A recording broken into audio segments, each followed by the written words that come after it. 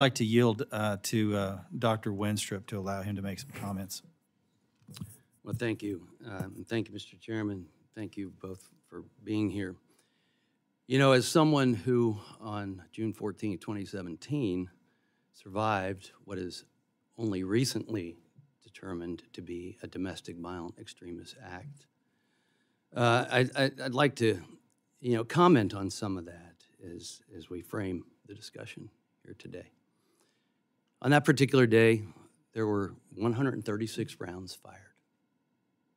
136 rounds fired. And if not for Steve Scalise being there, the Capitol Police wouldn't have been there. And we would have had 20 to 30 members of Congress killed easily because they were penned in within the baseball field. God was on our side that day for a lot of reasons.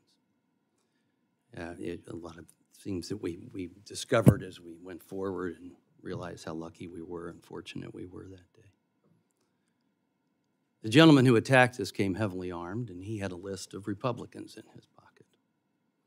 I wasn't on that list, but any of these lists obviously are very disturbing. And when I see Mr. Carson on a list, here's someone who not only serves here in Congress, but has served his community as a police officer and is a very decent, good gentleman. It's very disturbing. And I'm glad we're addressing these issues because it has happened on many fronts. And Mr. Langen, I mean no offense to you personally, but the fact that it took 4 years and a new director to have that event on June 14, 2017, termed as domestic violent extremism as it is defined, why did it take 4 years? Because it was a political stunt within the FBI, starting at the head, who's been fired. And you look at that and FISA abuse, and yes, Americans are angry. They don't have trust in many portions of their government. Those are just a couple of examples. We all have a responsibility here. We all have a responsibility for people to not have a reason to be angry. We bear some responsibility in that at times. But everybody's responsible for their actions.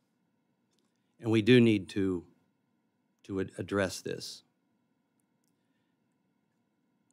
And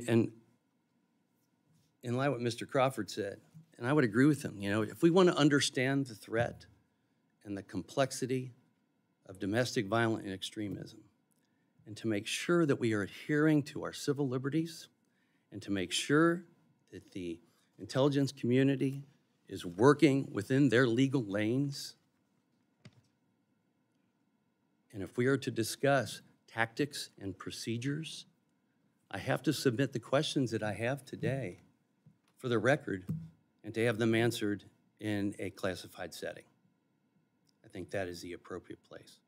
I'm glad we're having this discussion, but I think if we really want to get things done as our role on this committee, we need to do it in a classified setting. And I yield back.